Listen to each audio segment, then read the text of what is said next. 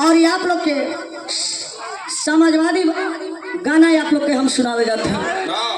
तो ये ज्यादा दूर के ना चंदौली जिला के बिरहा बा और हमारे बिरहा के आप लोग नेट टीवी में अखबार में आप लोग पढ़ले देखले हो बजा।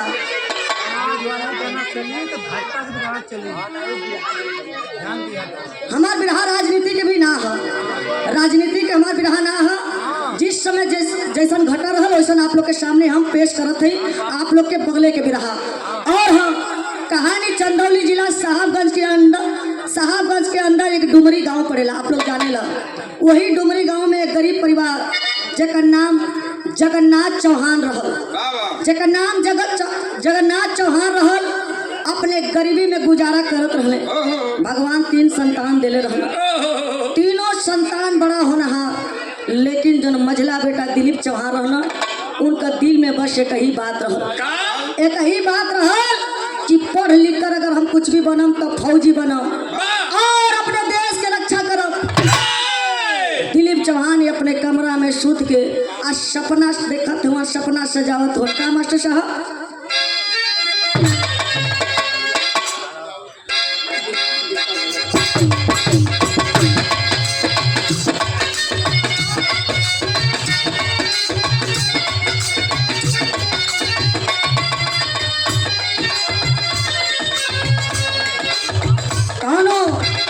मरद रोज राती के चल जात ना बिरहा गावे, सबरे पहुंचल मन मेहरारू कहत के ये राजा जी तू रोज राती के बिरहा गावे चल जात हो, आखिर हमार रात कैसे बीतत है? नहीं लेडीज के संगे तू बिरहा गावत रह, आखिर हमार कैसे बीतत है तो के कुछ समझ में आवत? अरे तो घर में और कोई ना का कहत या का मन कहरे सिलावट पहले हाथे कुछ भी जवानी राजाऊ।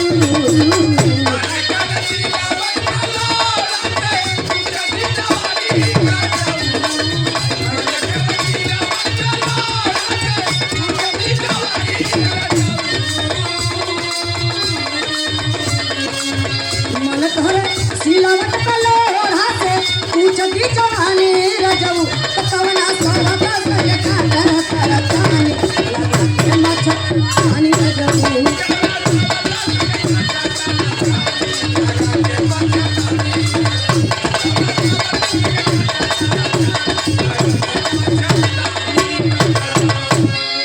बाबूलाल यादव जी के द्वारा ये बहुत रुपया का पुरस्कार बा। शर्मा में कोट से नमन, आम जनता से पलगी आशीर्वाद की कामना। कहे के बाद एक लाइन और कहा किया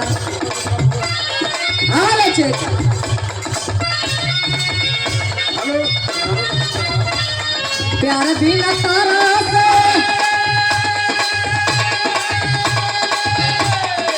रोज भोलिया के कहाँ चल जाला।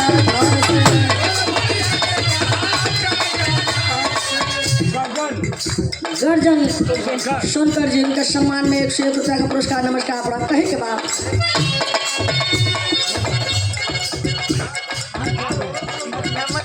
अंश यादव हमारे जीजा जी के आप सुपुत्र महेश जीजा जी के आप सुपुत्र अंश यादव मुन्ना की आशीर्वाद भैया के नमस्कार। अपना कहे के बाद सोना होशियार हमार प्यार बिना तारा से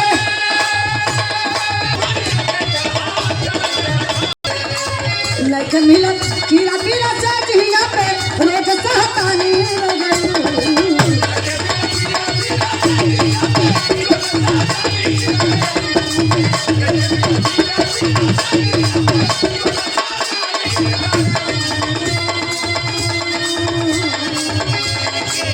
लख मिलत कीड़ा पीड़ा से जिया पे रोज सहतानी रजऊ।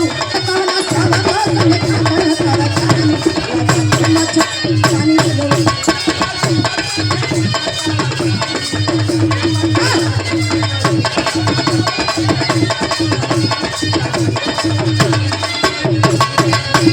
क्या बात है। हमारे महफिल में गर्जन भैया आ चुकल हो और संतोष भैया दिलीप चौहान ने अपने कमरा में सूत के सपना सजावत होगा।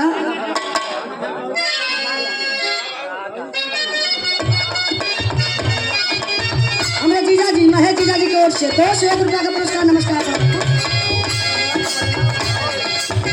भइले बा ना संभल तेरिया का सपना सजावे दीवाना।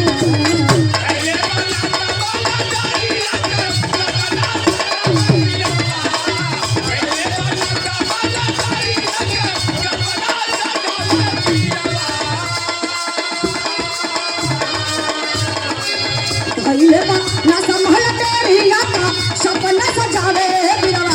कहिया भरी चढ़ी हमारे सरिया दिया बा मारे दीवाना।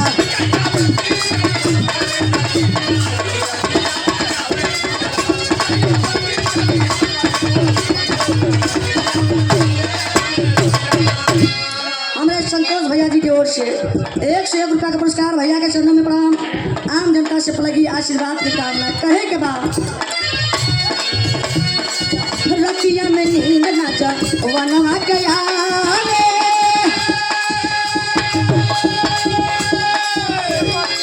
हो जवानी का तारे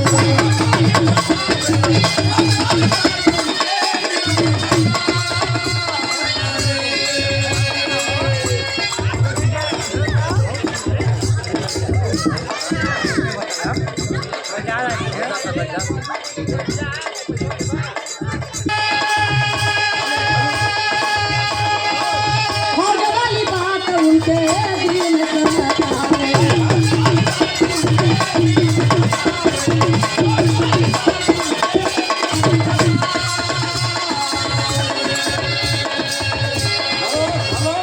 आई बढ़ाओ भैया। होने वाली बात उनके दिल में 1 रुपया का पुरस्कार। नाचा हो जवानी बात उनके दिल में सतावे।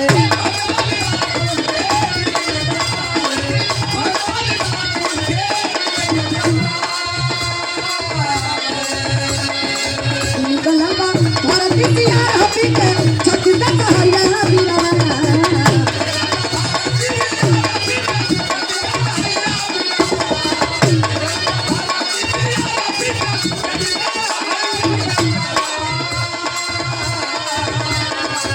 निकलबा भारती दिया हपी के छत्तीसगढ़ का हरियाणा दीवाना। कहिया वाली चढ़ी हमारे सरिया दिया बा मारे दीवाना।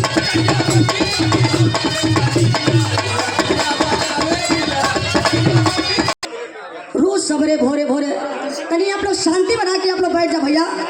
शांति तब मछली बाजार बन गई बा। हेलो हेलो 10 मिनट और शांति बना के आप लोग बैठ जा।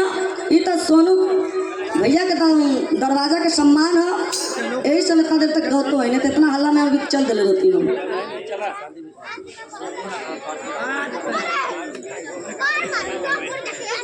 नहीं पहले उनको बुलाइए ना, इसलिए बुलाए हैं। ये भी जान जाइए। नाम कहिए अपने देश की रक्षा करो। रोज भोरे भोरे 4 बजे उठ कर आज पानी करत हो ने पंचू। लेकिन छत्तीसगढ़ शहर में एक सीआरपीएफ के खुली भर्ती निकलल बा। आज जब सीआरपी के खुली भर्ती निकलल बा, जब सीआरपी के खुली भर्ती निकलल बा, दिलीप चौहान फार्म भर देत हन। हमरे चंदौली के लाल दिलीप चौहान फार्म भर देत हन। आज जब फार्म भर देत हन, हे बाबू भगवान के मर्जी से सिलेक्ट हो जाते हन। सिलेक्ट हो जाते हन, धीरे धीरे समय बीतत गई। बाबू माँ एक बढ़िया लड़की मंजू के देख के शादी कर देना। आज जब मंजू से शादी हो गई, समय के साथ 2 बिटिया जन्म भैली। जब 2 बिटिया जन्म भैली, छोटकी बिटिया का जन्मदिन मनाए बदे दिलीप चौहान अपने ड्यूटी से बाबू चंदौली जिला साहबगंज डुमरी आए रहना। आज जब जन्मदिन मना के जाए लगना, औरत मंजू जाके दरवाजे पे गट्टा पकड़ रही। आज जब गट्टा पकड़ ले तो होत का मास्टर साहब गीत बदल गई।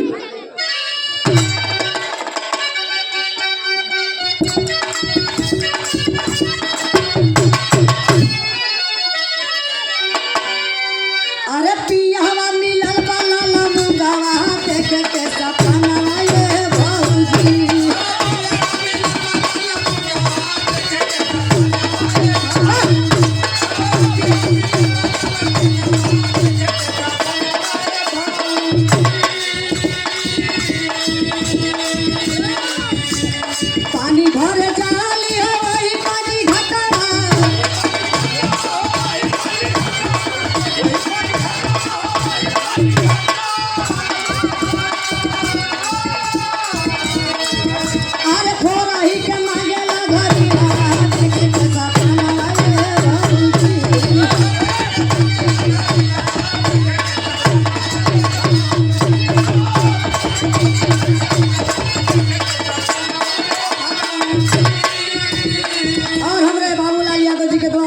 101 रुपया का पुरस्कार, नमस्कार प्रणाम। लेकिन कहना है बाबूजी, औरत दरवाजे पर कट्टा पकड़ ले, ठीक है? अरे चलो चपसी माँ के पुजारी या तो रोवे ले गुजारी आए भैया।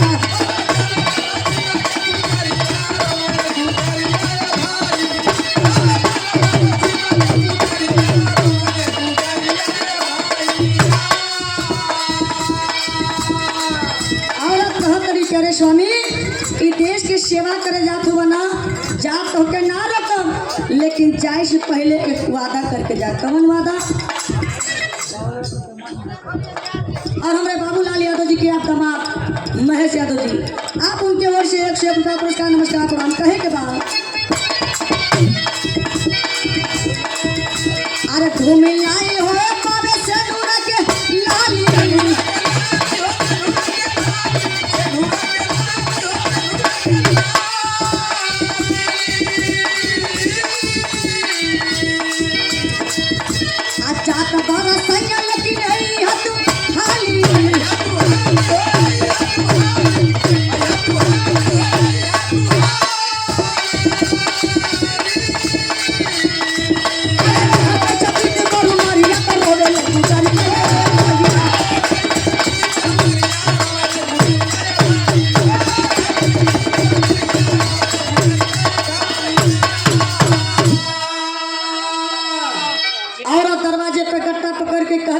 स्वामी, ई देश के सेवा करे जात हो ना, जात होके ना रोको, लेकिन जाए से पहले वादा करके जा। वादा करके जा कि हमरे मांग के सनूर का बोल लाली से काली ना पड़ी, और वादा करके जा कि आप जल्दी आइबा। जब इतना बात दिलीप चौहान सुनत हो, कहना कि अरे पगली ई तू का कहत हो? अरे हम वादा करत है पागल कि तोरे मांग के सनूर का बोल लाली से काली ना पड़ी, और हम वादा करत है कि हम जल्दी आई। इतना बात कह के बाबू वर्दी कस के चल दे, तो कैसे टेरी में कहीं के बात महादेव चंदौली का दिलावर भागी चल दिया, अरे चंदौली का दिलावर भागी चल दिया, तो हौसला बुला जिसके तन में बीता चल दिया हो जाए।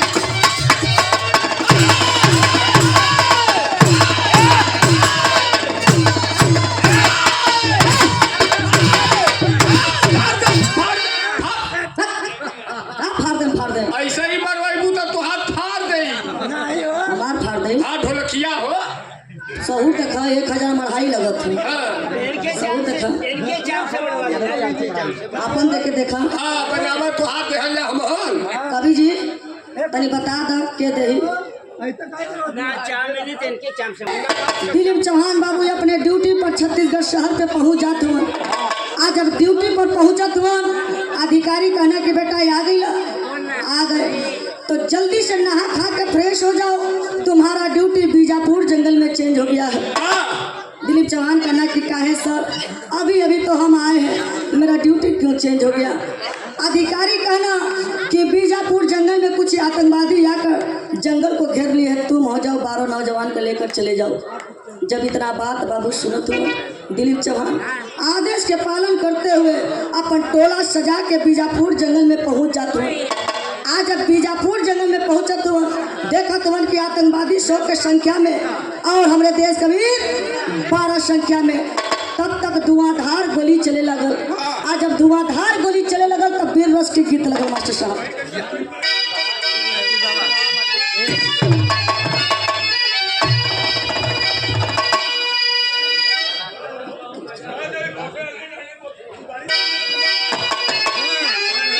गीतिया गाजीपुर के स्वर्ग कैसे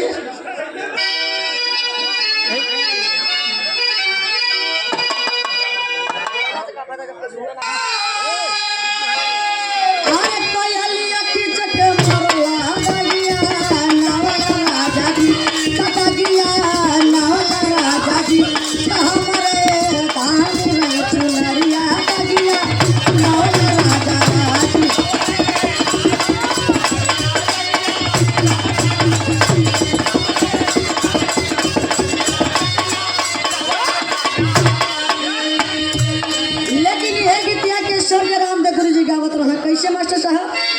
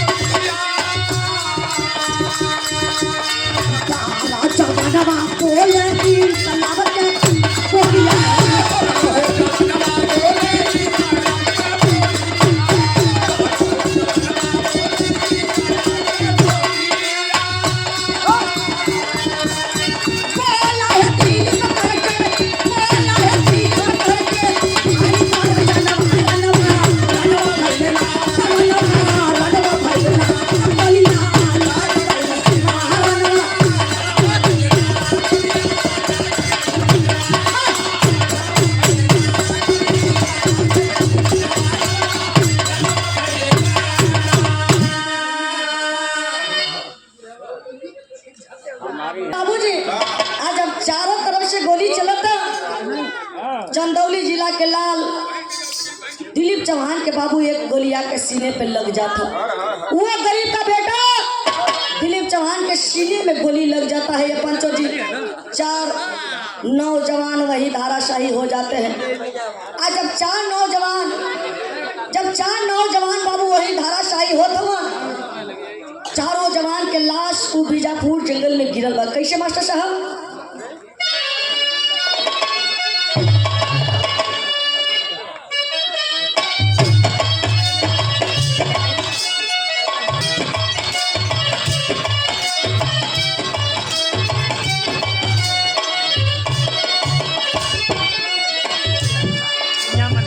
दहली की ये बंदर उड़ जा जमुनावा में, उड़ जा जमुनावा में, मनला न पाना मार।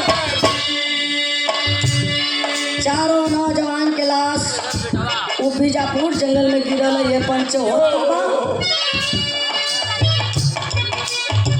गिर के जमीनिया पर चारों जवाना हो, चारों जवाना हो, दिहले पारनवा गवा। चारों नौजवान के लाश बीजापुर जंगल में गिरल बा। जब ये बात के पता अधिकारी ने दल के चलल बा ये बाबू, तब पहुँच के करत का हवा घर घर लाठियाता सब पहुँचवली रे भैया, सब पहुँचवली झंडा तिरंगा रो।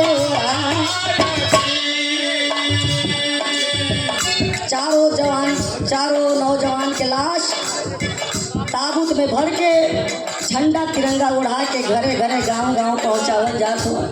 लेकिन जब चंदौली जिला के लाल दिलीप चौहान के लाश जब बाबू डुमरी पहुँचल तो होत का बा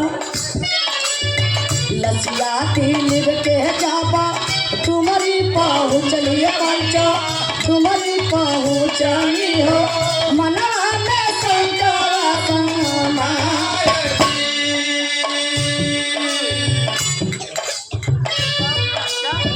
अंगना में मंजू जापा कवली खबरिया हो, कवली खबरिया हो लसिया पाजी रे बहारा। जब दिलीप चौहान के लाश चंदौली जिला साहबगंज डुमरी पहुंचल बा, चारों तरफ से कोहरा मचल बा कि अरे वाह रे गरीब का बेटा, अरे देश की सेवा करते करते दम तोड़ दिया। पूरा गांव के लोग रोवत है ये बाबू। लेकिन दिलीप चौहान के धर्म पत्नी मंजू आंगना में झाड़ू लगावत रहली। एक छोटा बच्चा जाके कहता ए चाची तोरे दुआरिया पर भीड़ लगल बा, तू झाड़ू लगावत हो। जब इतना बात मंजू सुनत ही झाड़ू के फेंक दिली है बाबू। आ झाड़ू जब फेंक दिली जाके दरवाजे पर देखली, देखते समझ गई। आज जब देखते समझ गई है बाबू, जाके अपने पति के लसिया पर गिर गई कि अरे स्वामी, अरे स्वामी ई का कैला स्वामी, ई का कैला? तू तो वादा कैले रहला स्वामी, तू तो वादा कैले रहला कि हमरे माँ के सनुर को बोलाली से काली ना पड़ी, अपन वादा भुला दिला। तू तो वादा कैले रहला कि हम जल्दी आए, ई तो वादा निभौला स्वामी। लेकिन ई कौने भेष में अइला? मंजू अपने पति के लसिया पर रोवत दिया और ना दे दिया। मास्टर साहब का दे दिया?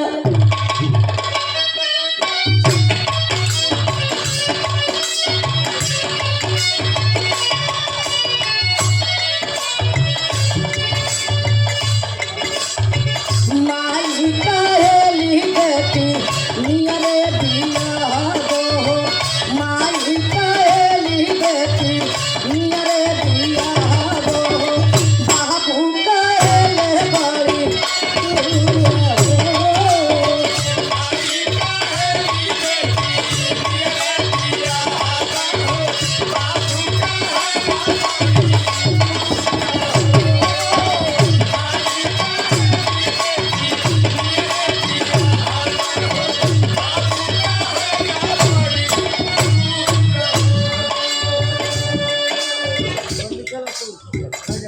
गावे लीजा कैसे मास्टर साहब? चित्तों की धरती से आप महेंद्र प्रसाद जी की ओर से आप ये बहुत रुपया का पुरस्कार, चरणों में प्रणाम। आम जनता से लगी आशीर्वाद की कामना कहे के बाद झाझड़ मारा दिलचा भैया ये बाबा हो, झाझड़ मारा दिलचा भैया ये बाबा हो, लगे सुरू गावाते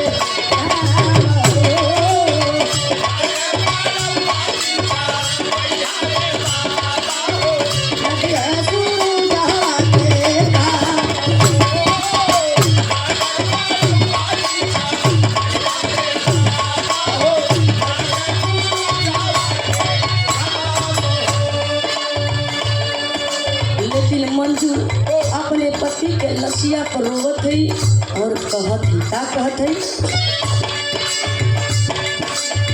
रोवेली मंजू भाई के सजना के लसिया हो, रोवेली मंजू भाई के सजना के लसिया हो, गैला कार के दिशा बहाल हो।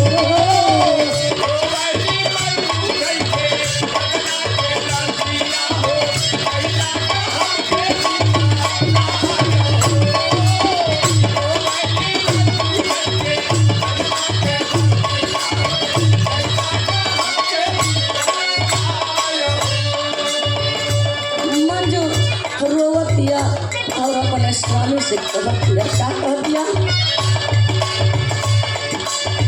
कैला जवन वादा सैया हमसे ना निभावला,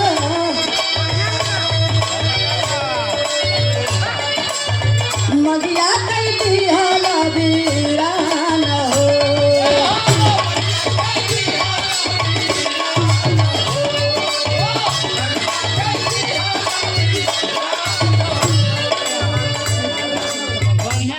उमा बाबूजी के दामाद आप हमारे महेश जीजा जी की ओर से आप ये बहुत रुपया का पुरस्कार बा, चरणों में प्रणाम। आम जनता से लगी आशीर्वाद की कामना कहे के बाद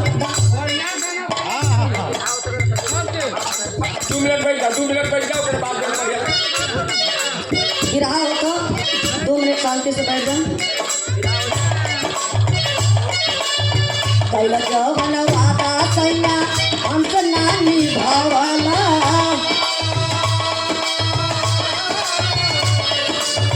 मगिया कई दिहला वीरान हो।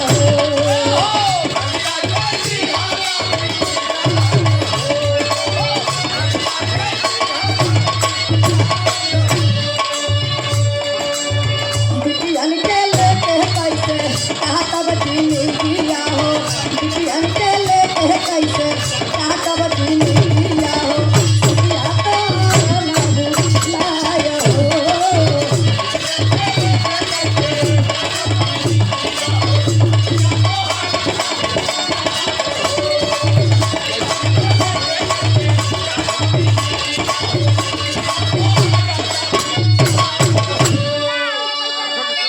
मंजू अपने पति के लसिया पर रोवत है, कहती है के स्वामी, हे स्वामी कैसे तू हमके छोड़ के चल गेला स्वामी, अपने दोनों बेटियन के मुंह ना देखला स्वामी, ई देश के सेवा करते करते हमन के प्यार भुला गेला स्वामी, कैसे तोरे दोनों बेटियन के लेके जियब ये स्वामी। माई बाबू खेते गए रहना, आज जब माई बाबू खेते गए रहना, जब ये बात के पता माई बाबू के लगल दौड़त परात याद कर बेटा के लसिया पे गिर देना कि अरे बेटा, अरे बेटा बुढ़ौती बिगाड़ दिल ये बेटा, मना कैले रहली कि तू फौज में भर्ती मत हो गई ये बेटा, ये बेटा आखिर तू हमके छोड़ के चल गई लगा, तू ये घर के साथ रहला वाला, कैसे अपने चिता किया कि तेरे चिता चली है बेटा।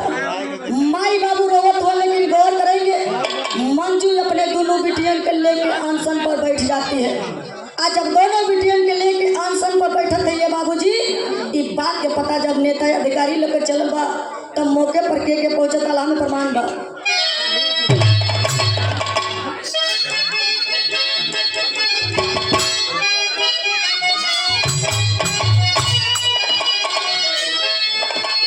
अरे चंदौली का सांसद देखा राम कृष्ण भैया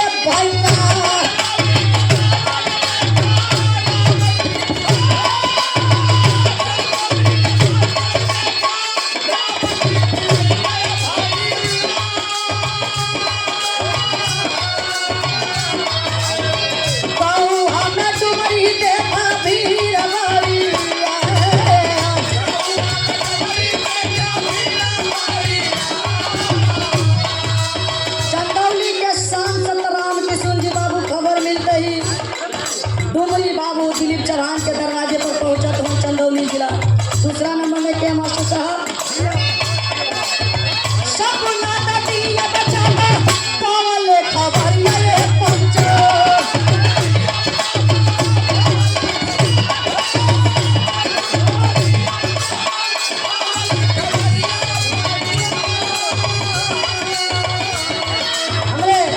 ऋषि मुन्ना की ओर से 51 रुपया का पुरस्कार। मुन्ना की आशीर्वाद माई बिरारी करे कि पढ़ लिखकर खानदान के नाम रोशन करे। कहीं के बाद सब नाता दिया बचावा पावल खबरिया रे बाबू।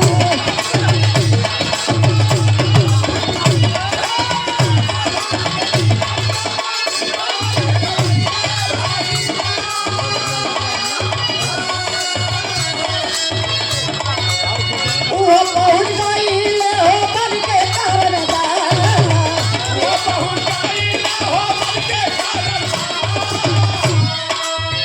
अब साहब शंभुनाथ बाबू खबर मिलते ही पहुंच जाते हैं तीसरा नंबर में के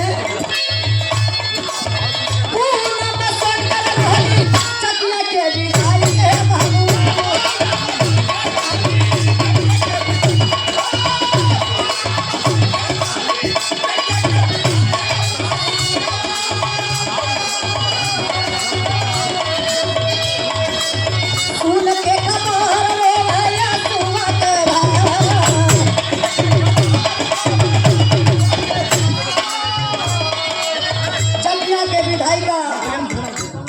पूनम सोनकर जी सकिया के विधायिका पूनम सोनकर जी बाबू खबर मिलते ही एक बहन बन के दरवाजे पर पहुंच जाती है। आज जब सारे लोग पहुंचते वक्त तो डीएम साहब मंजू से सवाल क्या करते हो। डीएम साहब पूछे काबा मसला ये पहिली।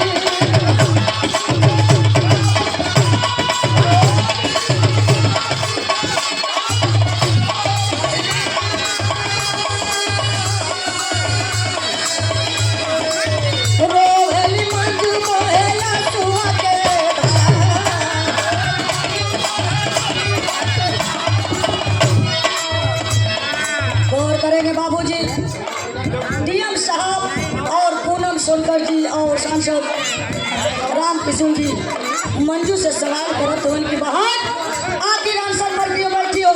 आंसर तोड़ दो बहन। जब आखिर तुम्हारी मांग क्या है तो मंजू अपन मांग बतावत है। क्या बतावत है। कॉलेज बनवाना हो सजना के नवले भैया।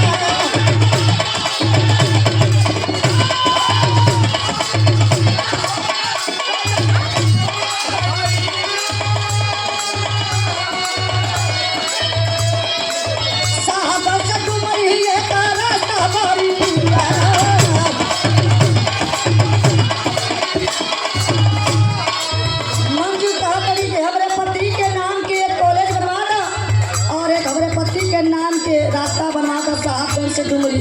इतना ही ना क्या कहते हैं के बाहर हमारे स्वामी के मूर्ति भैया।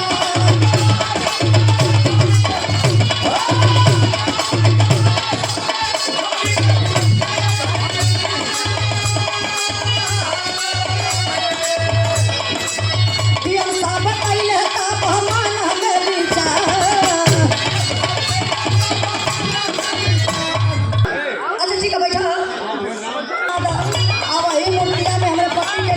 हमारे पति के नाम अमर और बहुत का मुखिया निकले सती के होने वाला झोले भैया।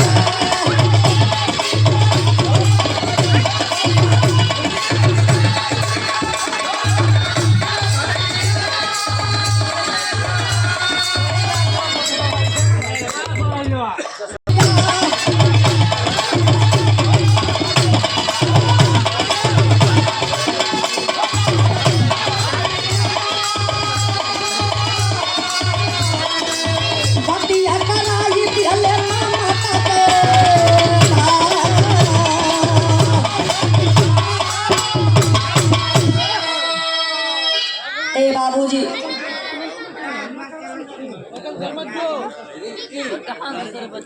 मैं सारी बात बता देते हो। आज जब सारी बात अखिलेश यादव जी सुन लेते हो ने बाबू, जाए आप महेश जब बात करा देते हो तो मान्य अखिलेश यादव जी कहते हो कि अच्छा मंजू बहन से हमारी बात करा दो। आज जब बात करत हो तो मंजू के समझावत हो, क्या समझावत हो?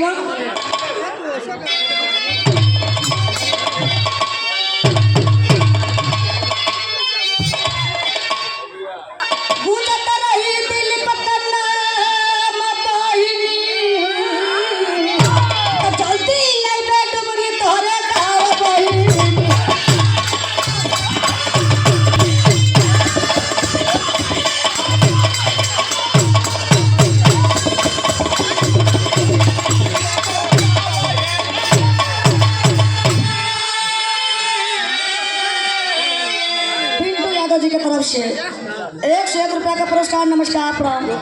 मान्य अखिलेश यादव जी कहते उनकी बहन अनशन तोड़ दो बहन। मैं वादा करता हूँ कि जब भी मैं चंदौली जिला आऊँगा तुमसे मिलूंगा और तुम्हारी हर एक मांग पूरी करूंगा। भाई का लसिया का बनाए लोग अरे चल ले भाना अरे धन मोरा देशवा का धन हो जवाना।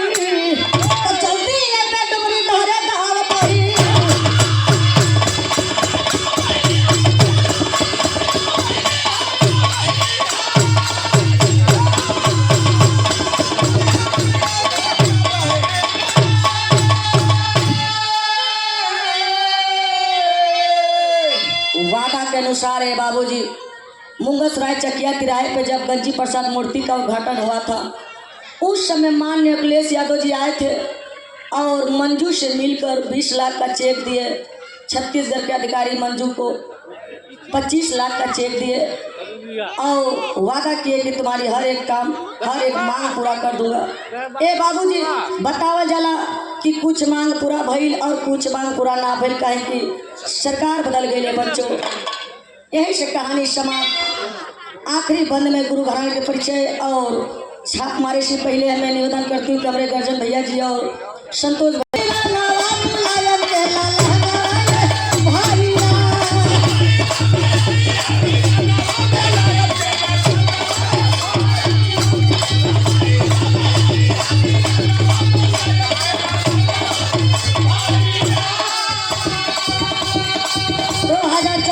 चुनाव बीत गई, लेकिन 2027 में तैयारी बा, फुल तैयारी बा। क्या बा?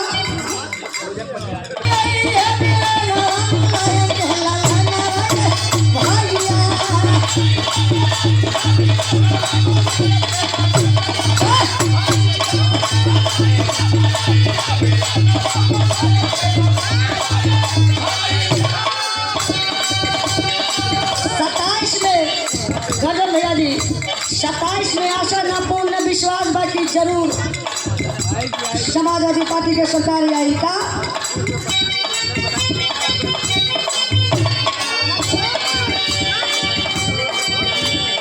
अब 25 में